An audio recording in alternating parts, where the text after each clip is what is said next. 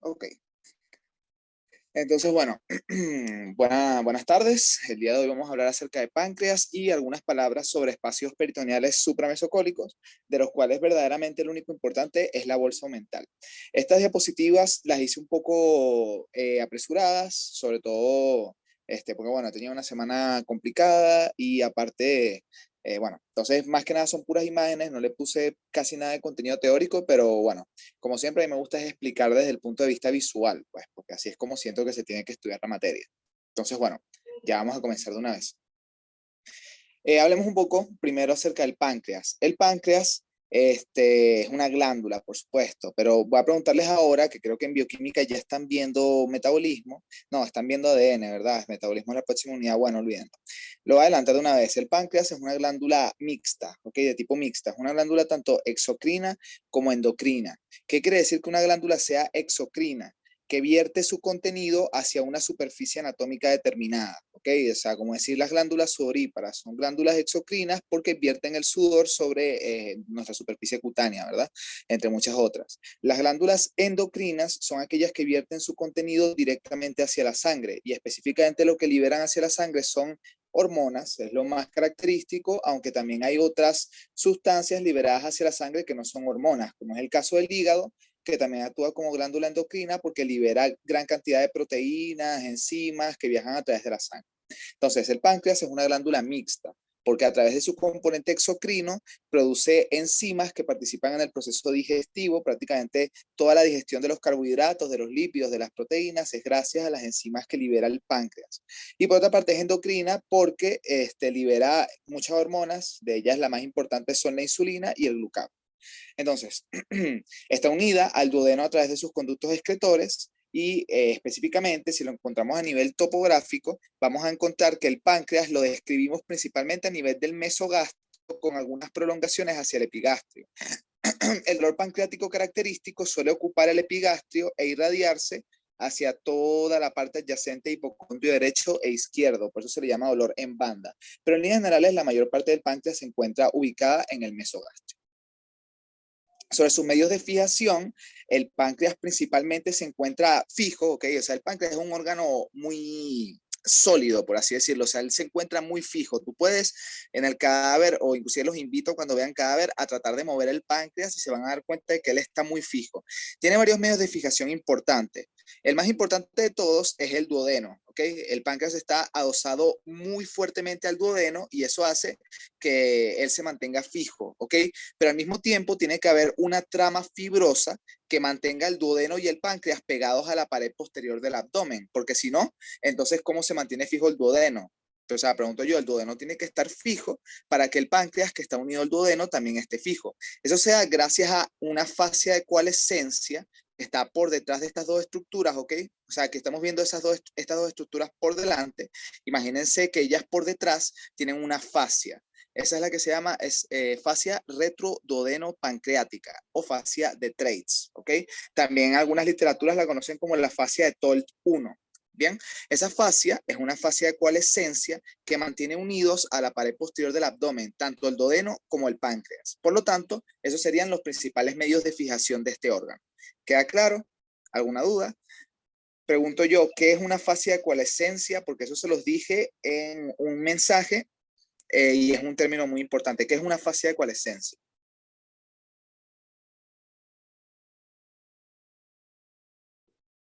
Recuerden que tienen que decirlo por voz.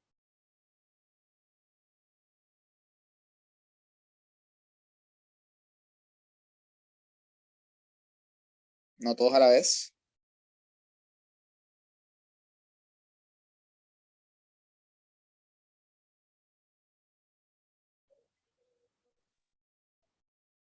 Ok, bueno. Una fascia de coalescencia es una fascia que resulta del adosamiento del peritoneo parietal con la pared posterior del abdomen. ¿Ok? Fíjense, los órganos retroperitoneales, o sea, una cosa muy importante tener en cuenta también es que el páncreas es un órgano retroperitoneal. Fíjense en esta imagen. Todo esto que yo estoy viendo acá, toda esta membrana serosa, todo esto es peritoneo. Dense cuenta de que la mayor parte del páncreas se encuentra por detrás del peritoneo. ¿Okay? O sea, él está por fuera de la cavidad peritoneal. La única parte del páncreas que está dentro del peritoneo, o sea que es intraperitoneal, es esta de acá, la cola del páncreas. Todo lo demás es retroperitoneal. Bien, entonces, los órganos retroperitoneales, o sea, aquellos que están por detrás del peritoneo, los dividimos en órganos retroperitoneales primarios y secundarios. Los primarios son aquellos que durante toda la vida han estado detrás del peritoneo. O sea, desde que comenzamos a desarrollarnos a nivel embriológico, siempre estuvieron por detrás del peritoneo. El ejemplo más claro son los riñones. Los riñones son el órgano retroperitoneal primario por excelencia. Adicionalmente a ello, las glándulas suprarrenales, la aorta, la vena cava inferior, todos esos son órganos retroperitoneales primarios. O sea, siempre estuvieron por detrás del peritoneo. Los órganos retroperitoneales secundarios son aquellos que originalmente estaban dentro del peritoneo, pero después, debido a los diferentes movimientos embriológicos que realiza el intestino medio y toda la parte del tubo digestivo, acabaron por detrás del peritoneo. El páncreas es un ejemplo de un órgano retroperitoneal secundario, igual que el duodeno, igual que el colon ascendente y el colon descendente. Esos son los órganos retroperitoneales secundarios, ¿sí? Entonces, todo órgano retroperitoneal secundario se encuentra unido a la pared posterior del abdomen a través de una fascia de coalescencia. Esa fascia de coalescencia resultó del hecho de que, o sea, como estos órganos eran intraperitoneales, ellos en su cara posterior tenían peritoneo, o sea, están recubiertos completamente por peritoneo. Entonces, cuando ellos se pegaron a la pared posterior del abdomen, ese peritoneo se fusionó con la pared del abdomen y se formó la fascia de coalescencia. ¿Okay? Todo esto es una explicación acerca de fascias de coalescencia, órganos retroperitoneales primarios y secundarios. Eso es más de peritoneo, pero se lo estoy adelantando porque van a leer mucho a partir de adelante fascias de coalescencia, que son principalmente tres. La fascia retroduodeno-pancreática, que es la que les acabo de mencionar, que está por detrás del duodeno y del páncreas. La fascia retrocólica ascendente, que está por detrás del colon ascendente. Y la fascia retrocólica descendente, que está por detrás del colon descendente. ¿Okay? Entonces, bueno. Ahora, con respecto al páncreas, y ahora sí entrando más en materia, su forma, algunos autores describen que tiene forma, por así decirlo, como de gancho, o sea, porque él hace como este trayecto acá, tiene un trayecto así como de Garfio, ¿no? Entonces dicen que tiene forma de gancho, y con respecto a su color, tiene un color que es más bien como rosáceo en el sujeto in vivo y en el sujeto, digamos, ya que ya ha pasado mejor vida, tiene un aspecto pálido, ¿ok? Entonces, ya entrando en términos propiamente dichos, al páncreas lo vamos a dividir en cuatro porciones. Una cabeza, un cuello, cuerpo y cola, de los cuales quiero que ya de una vez entiendan que la cabeza, el cuello y el cuerpo son retroperitoneales, completamente retroperitoneales, o sea, ellos no están envueltos por peritoneo, sino que están por detrás del peritoneo. La cola es intraperitoneal, ¿ok? Está peritonizada. Es la única parte del páncreas que está peritonizada, ¿ok? Muy importante que lo tengan en cuenta, pregunta de examen, ¿bien? Entonces, comenzando por la cabeza del páncreas, fíjense que la cabeza del páncreas tiene forma como de gancho. Ella viene por acá, luego aquí hace este proceso que se denomina proceso unciforme o uncinado del páncreas y luego se une con el cuello, pero tiene forma de gancho. Todo esto es la cabeza del páncreas. Entonces, la cabeza del páncreas está muy bien acoplada al duodeno, ¿ok? De hecho, se dice que el acoplamiento es tan sólido como como el de las ruedas, ¿ok? O sea, con la forma en la que se acopla, digamos, el neumático a la parte central de la rueda, ¿no? O sea, están muy bien acoplados entre sí. Entonces, la cabeza del páncreas va a presentar las siguientes relaciones. Aquí en páncreas casi todo es sobre relaciones, o sea, entender relaciones, entender relaciones, entender relaciones. Entonces, lo primero, hablando de la cara anterior del páncreas, es que la cara anterior del páncreas está cruzada por esto que ven acá. Fíjense que acá, donde yo estoy pasando mi línea, hay como un huequito de peritoneo, ¿no? Fíjense acá. Vean que aquí tengo una parte del peritoneo, aquí tengo otra parte del peritoneo, en el medio queda este huequito. Todo este huequito es una representación del mesocolon transverso, ¿ok? Ahora, ¿qué es un meso? Eso yo también se lo expliqué. ¿Qué es un meso?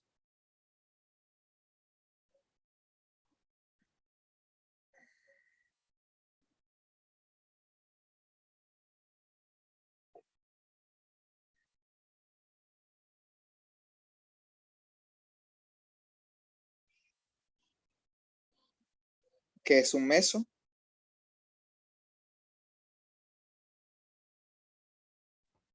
Este, es lo que conecta un órgano con la cavidad abdominal por medio del peritoneo y contiene eh, vascularización. Muy bien, exacto. Es un repliegue de peritoneo que une a dos órganos del abdomen entre sí o a un órgano con una pared abdominal. No, perdón, me estoy confundiendo con aumento. Es un repliegue de peritoneo que une a un órgano de la cavidad abdominal con la pared posterior del abdomen. ¿Ok? Es un repliegue de peritoneo. En este caso, el mesocolon transverso, ¿ok? Une al colon transverso con parte de la pared posterior del abdomen, ¿no? Pasa por delante de la segunda porción del duodeno, pasa por delante del páncreas, ¿ok? Entonces, toda esta línea que vemos aquí es el mesocolon transverso o una representación del mesocolon transverso, ¿sí? Entonces, la cara anterior de la cabeza del páncreas se encuentra dividida por el mesocolon transverso en una parte superior, que sería esta que estoy señalando acá, y una parte inferior. La parte superior se encuentra en relación con el hígado. Lo que pasa es que en esta imagen el hígado está retraído hacia arriba y no se ve bien, pero el hígado normalmente debería llegar hasta acá, o sea, debería apoyarse justamente hasta este nivel. Entonces, la cara anterior de la cabeza del páncreas, por encima del mesocolon transverso, se relaciona con el hígado. Y por debajo del mesocolon transverso está entonces en relación pues con el mismo colon transverso, ¿sí? Adicionalmente a eso, la cabeza del páncreas está en relación a lo largo de toda su extensión con este arco arterial que observamos acá, que está formado por arriba por la arteria pancreatoduodenal anterosuperior o superior anterior, ¿ok? Y por aquí abajo por la rama anterior de la arteria pancreatoduodenal inferior, ¿sí? Ellas forman un arco que pasa por toda la cara anterior de la cabeza del páncreas. Esas serían las relaciones anteriores del páncreas. Bueno, por supuesto, también esta parte inferior se encuentra en relación con el aumento mayor, ¿ok? O sea, esta parte que se encuentra por debajo del mesocolon transverso está también en relación con el aumento mayor, ¿bien? Recuerden que el aumento mayor es un gran repliegue peritoneo que cuelga por toda la curvatura mayor del estómago. Tengo una duda. Sí. ¿El aumento mayor sería superior al mesocolon o inferior? No sé, me estoy Pasa por conectando ahorita. delante, Nada, pasa pasé por para una delante. ¿Cómo? Pasa por delante del mesocolon transverso, ¿ok? O sea, fíjense, yo creo que tengo una imagen bueno, por cierto, esto es, ¿ok? Todo esto es aumento mayor. Déjame ver si creo que tengo por acá una imagen donde se ve todo el mesocolon, perdón, todo el aumento mayor. A ver, a ver, a ver. No, no tengo una, pero bueno, al aumento mayor también le dicen el delantal de los cirujanos. ¿Por qué? Porque él cuelga desde la curvatura mayor del estómago y cae por todo el abdomen. Mira, el aumento mayor llega hasta la pelvis. O sea, imagínate que acá está el estómago. Imagínate que aquí está la curvatura mayor del estómago. El aumento mayor cae así todo este camino de acá hasta la pelvis. O sea, es inmenso, el aumento mayor es inmenso. Entonces él pasa por delante del mesocolon transverso. Él prácticamente recubre toda la pared anterior, o sea, toda la pared anterior del abdomen. Inclusive el yeyunoilion, todas esas partes del intestino delgado también están en relación con el aumento mayor.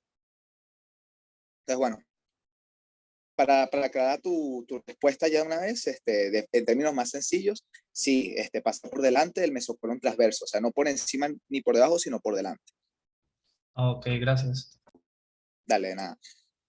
De hecho, hay una partecita de la hoja posterior del aumento mayor que se fusiona con el mesocolon transverso.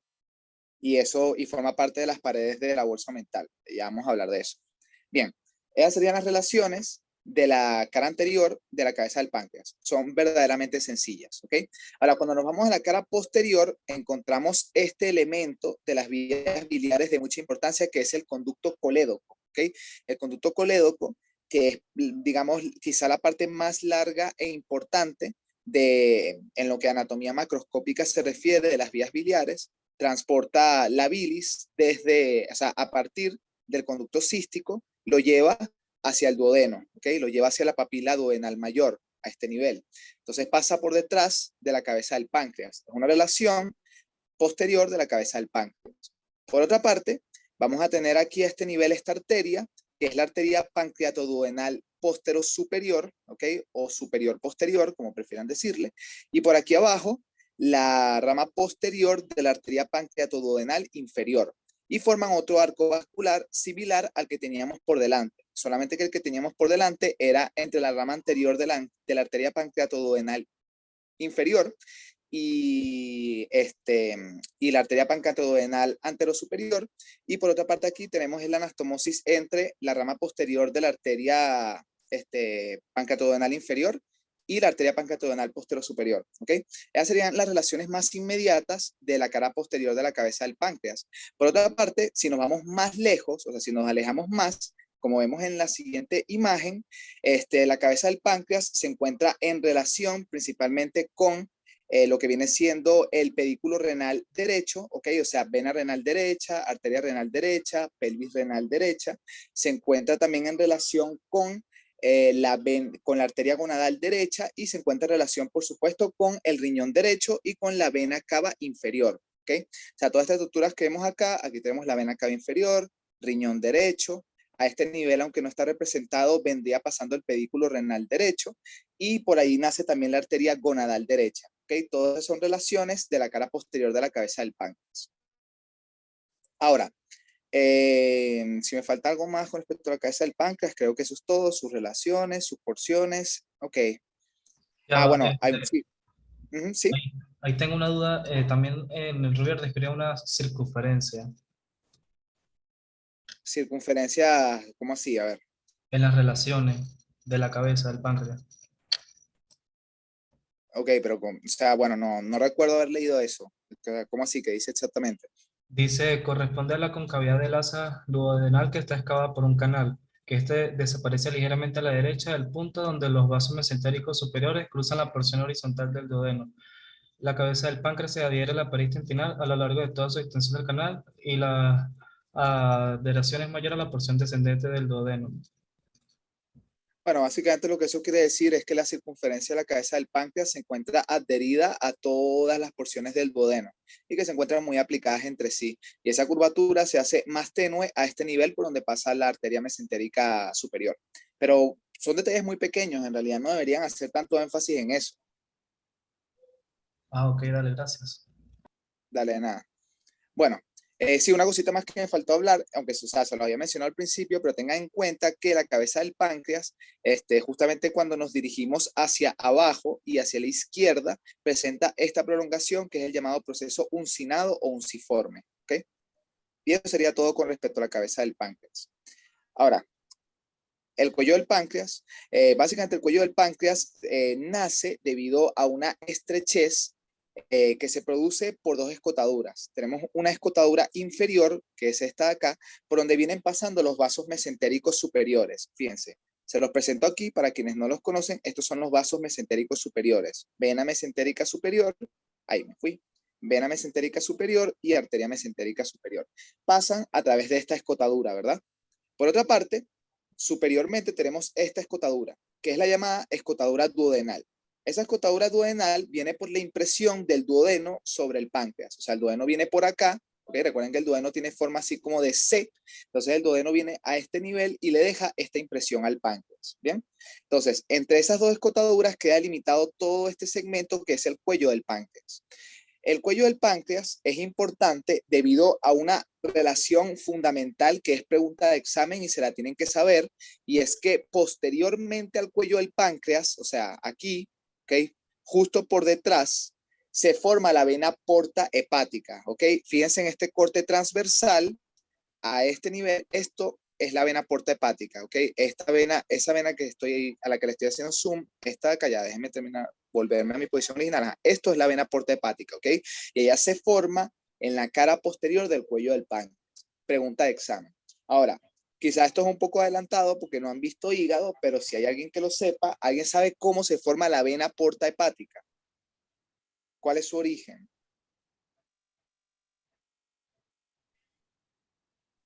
Es de la confluencia de la vena mesentérica superior, la vena esplénica y la vena mesentérica inferior. Ok, está muy bien, pero te voy a hacer una pequeña corrección. Es de la confluencia de la vena mesentérica superior con Y la vena esplénica o también llamado tronco esplenomesentérico. ¿Okay? Hay autores que lo describen de diversas formas. por lo menos Rubier lo describe como que la vena esplénica recibe a la vena mesentérica inferior y luego se une con la mesentérica superior y forman la vena porta hepática. Está bien, esa es una descripción y es la que dice Rubier. Pero Gracias. otra descripción, Duda. ¿sí? Ajá. Sí, tenía esa duda que en una parte había leído que exacto, que la mesentérica inferior drena en la esplénica, pero por otro lado lo leí como por separado.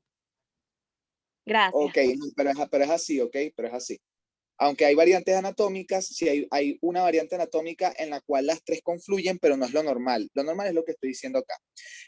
Lo otro es que otros autores lo describen de esta manera. Esta manera en lo personal me gusta más y también es la manera en la que le gusta más a la cátedra, y es que cuando la vena esplénica recibe a la vena mesentérica inferior, juntas forman el tronco esplenomesentérico, o también llamado esplenomesaraico, ¿ok? O sea, en el, digamos, a partir de que la vena esplénica recibe a la vena mesentérica inferior, pasa a llamarse tronco esplenomesentérico. Y la unión del tronco esplenomesentérico con la vena mesentérica superior forma la vena porta. No traje imágenes de eso porque no era el tema principal. Esto lo van a ver mejor igual cuando vean hígado, pero tienen que saberse cómo se forma la vena porta y saber qué se origina por detrás del cuello del páncreas. ¿Bien?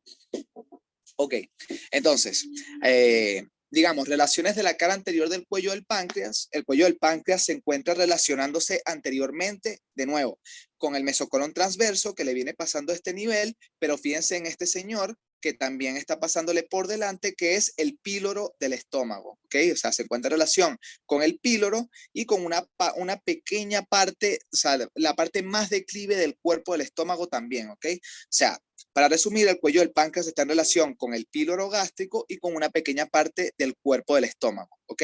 Adicionalmente a eso, le sumamos entonces el mesocolon transverso y tenemos nuestras relaciones anteriores del cuello del páncreas. Por detrás, la relación más importante es la formación de la vena porta hepática, ¿ok? Y bueno, por supuesto, antes de la vena porta hepática tuvo que venir la vena mesentérica superior. Serían esas dos relaciones, vena mesentérica superior y vena porta hepática, por detrás del cuello del páncreas, ¿bien? Ok. ¿Dudas con esto?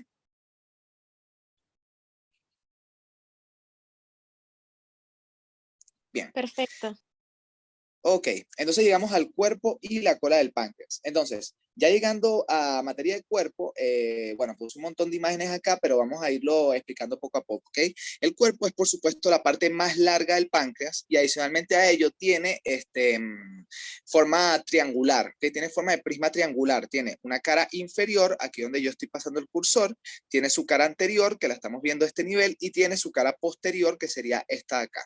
¿Okay? Entonces, cada una presenta sus relaciones por separado. Comencemos hablando entonces acerca de la cara anterior. La cara anterior del cuerpo del páncreas se encuentra principalmente en relación con el estómago, tal y como podemos ver acá. El estómago, y se encuentra separada del estómago por este espacio que es la bolsa omental o trascavidad de los epiplones. ¿Okay? Cualquiera de los dos nombres es válido, bolsa omental o trascavidad de los epiplones. La bolsa omental es un dolor de cabeza para muchos de ustedes que todavía no han visto peritoneo, pero básicamente es un divertículo del espacio peritoneal. Imagínense, ¿se acuerdan del seno oblicuo y del seno transverso del pericardio? Bueno, la bolsa omental es más o menos algo así, o sea, es un receso de peritoneo que se forma entre el páncreas y el estómago, ¿ok? Pero tiene varias partes, o sea, no necesariamente es entre el estómago y el páncreas, porque también tiene un vestíbulo que no está entre el estómago y el páncreas, ¿ok? Igual lo vamos a ver bien cuando, al final de esta prepa, porque tenemos que hablar de bolso mental. Pero bueno, para resumir, la cara anterior del cuerpo del páncreas se relaciona con el estómago y con la bolsa mental. Eso es todo, no busquen más. Eso es todo lo que hay. Ahora, la cara posterior sí tiene bastantes relaciones interesantes. En primer lugar, tiene relación con muchas estructuras venosas. La primera de ellas es la vena gástrica izquierda. La vena gástrica izquierda drena directamente en la vena porta hepática y pasa justamente por detrás del cuerpo del páncreas, tal y como pueden ver acá, ¿ok? Entonces, esa es una relación. Adicionalmente a esto se encuentra en relación con esta señora que está acá, que es la vena esplénica, ¿ok?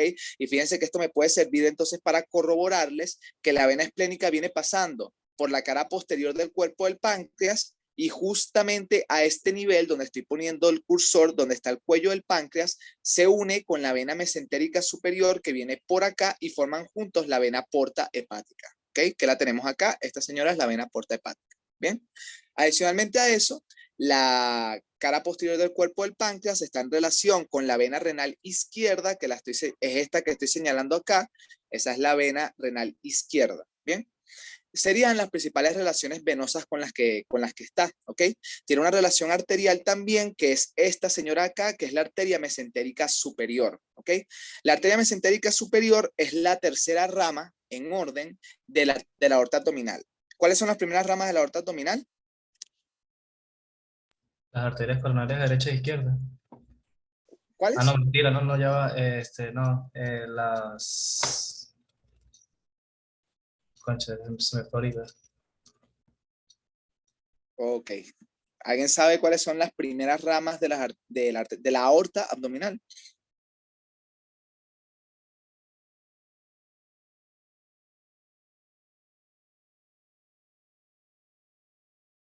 Son las arterias frénicas o diafragmáticas inferiores, ¿ok? Esas son las primeras ramas de la aorta abdominal y nacen a nivel de T12. Eso se lo tienen que saber. ¿Cuáles son las primeras? ¿A qué nivel nacen? ¿Ok? Luego, la segunda rama que da la aorta abdominal es esta señora que seguramente ya conocen bien, que es el tronco celíaco, ¿ok? ¿Qué ramas da el tronco celíaco?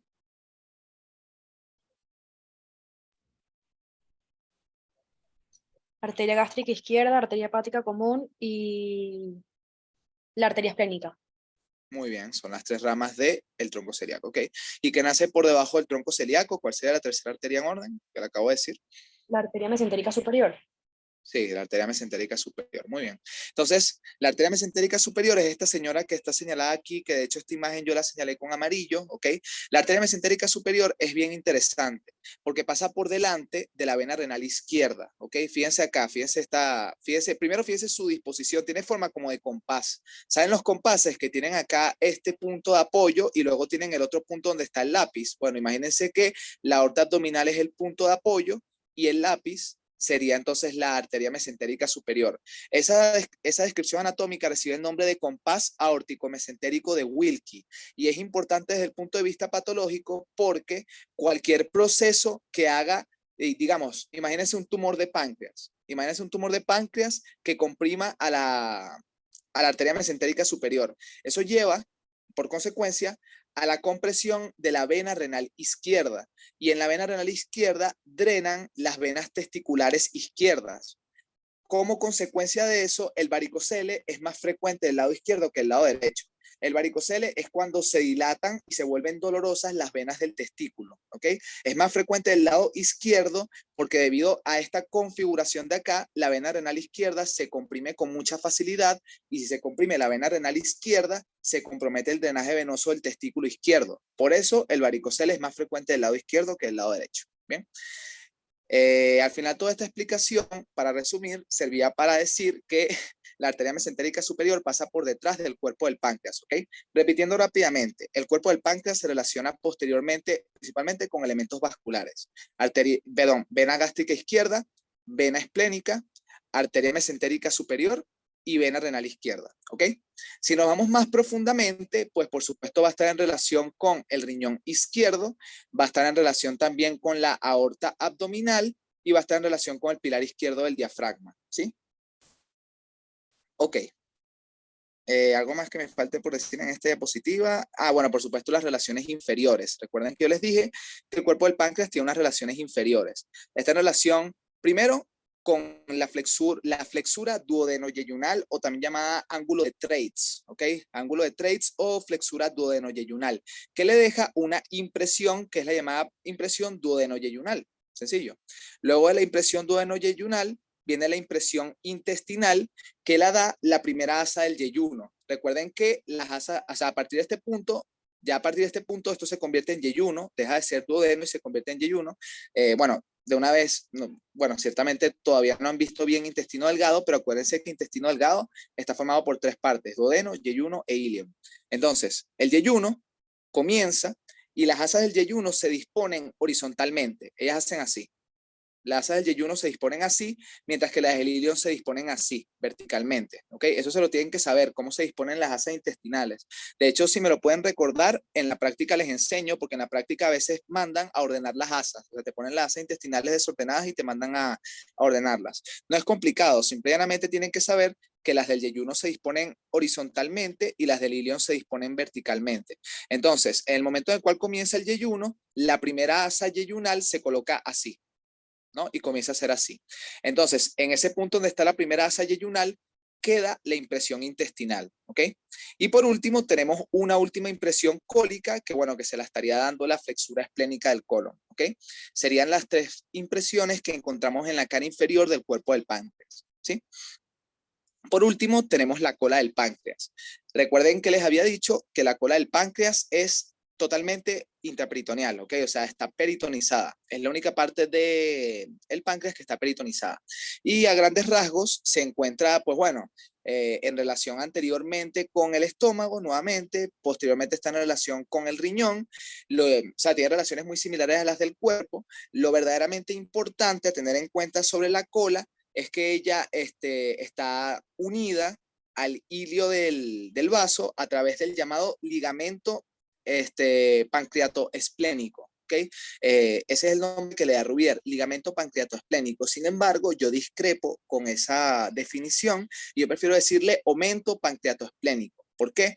Recuerden que yo les había dicho que aumento es un repliegue de peritoneo que une a dos órganos de la cavidad abdominal y que tiene vasos de importancia en su interior, mientras que un ligamento es un repliegue de peritoneo que une a dos órganos de la cavidad abdominal o a un órgano de la cavidad abdominal con una pared, pero que no tiene elementos vasculares de importancia. El aumento pancreatoesplénico tiene elementos vasculares de importancia. En su interior pasa la vena esplénica y la arteria esplénica. Por lo tanto, no puede ser un ligamento, tiene que ser un aumento, ¿ok? Y esa es una definición que por lo menos Rubier le dice ligamento, pero no es un verdadero ligamento, en realidad es un aumento. ¿Okay? Entonces, nos vamos a quedar con la definición de aumento pancreatoesplénico, que va a unir a la cola del páncreas con el hilio del vaso, y en cuyo interior va a discurrir la vena esplénica y la arteria esplénica.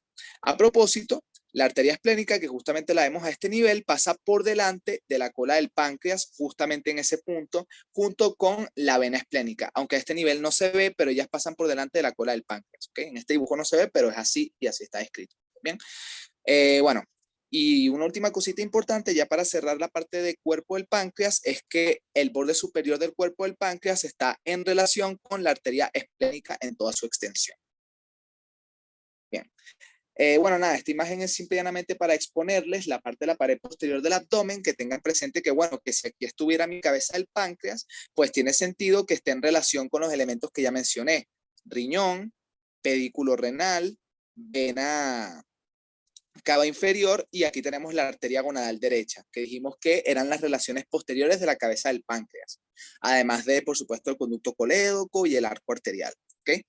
El cuello del páncreas, que está en relación con la vena porta hepática, que aquí no está porque la vena porta hepática no es retroperitoneal, sino que está por dentro del peritoneo. Entonces, pues bueno, eso. De hecho, la vena porta pasa por dentro del aumento menor. Fíjense acá. Esto es el aumento menor. Esto es el borde libre del aumento menor. Fíjense cómo en su interior, por dentro del aumento menor, viene la vena porta. Y bueno, y por supuesto en relación con la vena porta tenemos aquí el conducto colédoco y la arteria hepática propia, que son los tres elementos del pedículo hepático o triada portal. ¿Bien?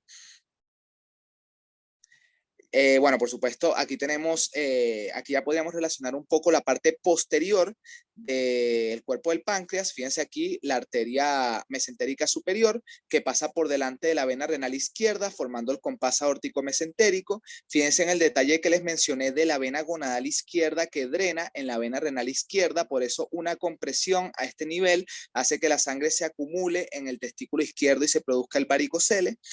Adicionalmente a eso, pues, fíjense aquí las primeras ramas de la aorta abdominal, que son las arterias frénicas inferiores. Por favor, no se olviden de ellas porque eso es pregunta de examen. Y bueno, las otras relaciones de la cara posterior del cuerpo del páncreas, que son el riñón correspondiente. Y bueno, eso. Prácticamente eso es todo. ¿Bien? Ahora, sobre la irrigación del páncreas, vamos a tener entonces que aquí lo dividí en cabeza y cuerpo, pero en líneas generales, o sea, eso no es así tan marcado como decirles que no, la cabeza solamente recibe estas arterias y el cuerpo solamente recibe estas arterias. O sea, realmente la sangre se distribuye uniformemente por todo el páncreas. Pues, o sea, no es como que las arterias del cuerpo son exclusivas del cuerpo. Las arterias del cuerpo también dan ramas que van para la cabeza y viceversa. ¿Okay? Pero bueno, lo dividí de esta manera didáctica, más o menos como para que tengan todo bien esquematizado. La cabeza del páncreas está irrigada por los arcos arteriales correspondientes. Tenemos aquí la arteria pancreatoduodenal anterosuperior, la arteria pancreatoduodenal inferior y la arteria pancreatoduodenal posterosuperior. Bien, la arteria pancreatoduodenal anterosuperior es rama terminal de la arteria gastroduodenal. ¿Y de dónde viene la arteria gastroduodenal?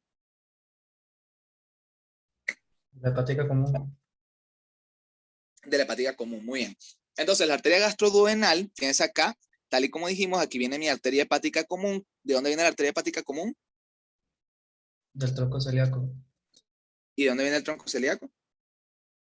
De la aorta abdominal. ¿A qué nivel? ¿A qué nivel nace el tronco celíaco? De T12L1.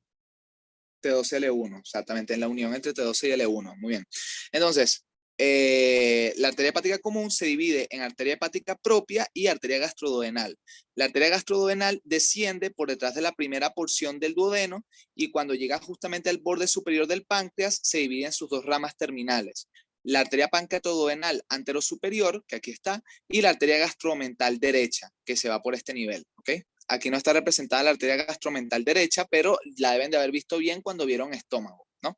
Que forma parte de la anastomosis de la curvatura mayor. Bien, entonces la arteria pancreatoduodenal anterosuperior se anastomosa con la rama anterior de la arteria pancreatoduodenal inferior. Aquí tenemos la arteria pancreatoduodenal inferior. Ella es rama de la arteria mesentérica superior, ¿ok? Aquí tenemos nuestra arteria mesentérica superior, aquí tenemos la arteria pancreatoduodenal inferior. Ella se divide en una rama anterior y una rama posterior. La anterior se anastomosa con la arteria pancreatoduodenal anterosuperior y forman el arco que mencionamos cuando hablamos acerca de las relaciones anteriores de la cabeza del páncreas y que se lo estoy señalando nuevamente acá, ¿okay? Este arco arterial.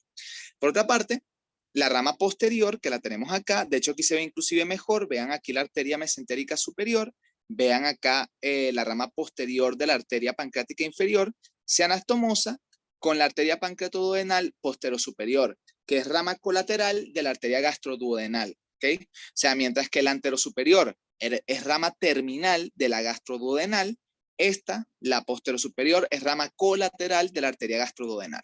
Aquí tenemos nuestra arteria gastroduodenal, de hecho. Bien, esa sería la irrigación de la cabeza, ¿ok? Mientras que el cuerpo va a presentar a la arteria pancreática magna, ¿ok? Que la tenemos a este nivel. Existen algunas discrepancias con respecto al origen de la arteria pancreática magna. La mayoría de autores dicen que la arteria pancreática magna se origina de la arteria esplénica, cosa con la cual yo estoy de acuerdo. Sin embargo, Rubier dice que la arteria pancreática magna se origina de la arteria mesentérica superior. Entonces, vamos a guiarnos por lo que dice Rubier porque es el libro de la cátedra, pero existen discrepancias al respecto. En cualquier caso, vamos a decir que la arteria mesentérica superior da origen a la arteria pancreática magna. Por otra parte, tenemos a la arteria pancreática inferior, que esta sí, todos estamos de acuerdo en que es rama de la arteria mesentérica superior, y tenemos la arteria pancreática dorsal, que es esta de acá, que proviene de la arteria esplénica, ¿ok? O sea, para resumir, van a ser la arteria pancreática magna, que viene de la arteria mesentérica superior según Rubier, la arteria pancreática inferior, que viene de la arteria mesentérica superior, y la arteria pancreática dorsal, que viene de la arteria esplénica, ¿sí? Claro, por supuesto, esto tienen muchas otras descripciones. Por ejemplo, la arteria pancreática magna se divide en una rama derecha y una rama izquierda. A veces la arteria pancreática inferior es inexistente y cuando es inexistente, entonces la rama izquierda de la arteria pancreática magna pasa a reemplazarla. O sea, existen variedades anatómicas diversas, pero en líneas generales esto es lo descrito normalmente. ¿Bien? Y bueno, con respecto al drenaje venoso, el drenaje venoso cae en tres principales territorios. La vena esplénica, que está señalada a este nivel, recoge muy buena parte de la sangre proveniente del páncreas. La vena mesentérica superior, ¿ok? Y la vena pancreatoduodenal posterosuperior. La vena pancreatoduodenal posterosuperior, que está representada a este nivel, drena acá en la vena porta hepática. Drena directamente en la vena porta hepática, ¿ok? Y bueno, básicamente eso es todo con respecto al drenaje venoso y esto es todo sobre páncreas. ¿Dudas?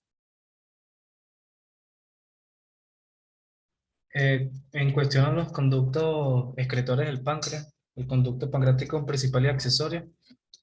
Bueno, sí, ciertamente no añadí palabras sobre eso, pero estaría bueno hablar de eso. Vamos a a buscar una imagen completa del páncreas. Vamos a agarrar esta imagen. Vamos a ver si puedo dibujar.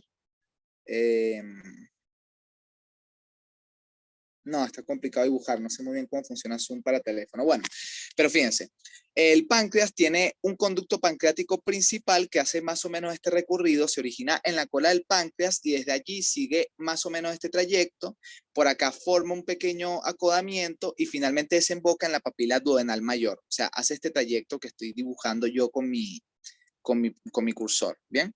Ese conducto es el llamado conducto pancreático principal o conducto de Wirsung. Pancreático principal o de Wirsung, cualquiera de los dos es válido, ¿bien? Ese conducto lo tenemos todos nosotros, ¿ok? O sea, es el conducto principal y bueno, digamos que es constante, todo el mundo lo tiene. Por otra parte, tenemos el conducto pancreático accesorio o también llamado de Santorini, ¿ok? Este es inconstante, no todas las personas lo tienen.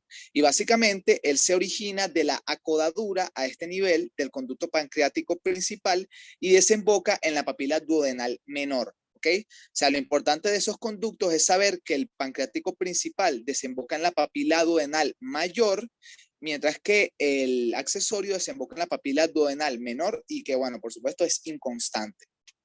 Eso es todo con respecto a los conductos, en verdad. No les van a preguntar cuántas ramificaciones tiene, ni les van a preguntar si tiene o no tiene forma de escolopendra. Lo importante es, bueno, eso, tener en cuenta dónde desembocan, porque eso lo van a usar para toda la vida. O sea, a través de esos conductos, el páncreas vierte todas esas enzimas y jugos pancreáticos que yo les dije que eran necesarios para la digestión, los vierte en el duodeno y entonces después la comida que viene machacada desde el estómago es entonces digerida a nivel del duodeno y luego se absorbe en el yeyuno. ¿Bien? ¿Quedó claro? ¿Qué es eso de forma escalopendra? ¿Tú sabes qué es una escolopendra? No. Un 100 pies. Ah, ya. Literalmente tiene forma de 100 pies. O sea, vean la imagen del conducto. Lo que pasa es que creo que no trae alguna por acá. Pero como te digo, es una tontería. Es que de verdad se describen tantas cosas irrelevantes. No tengo. Pero bueno, básicamente es que el conducto tiene forma de 100 pies, porque como tiene un tallo principal y tiene un botón de ramificaciones que se van hacia los lados, tiene forma de 100 pies. Básicamente, eso es todo. ¿Alguna otra duda?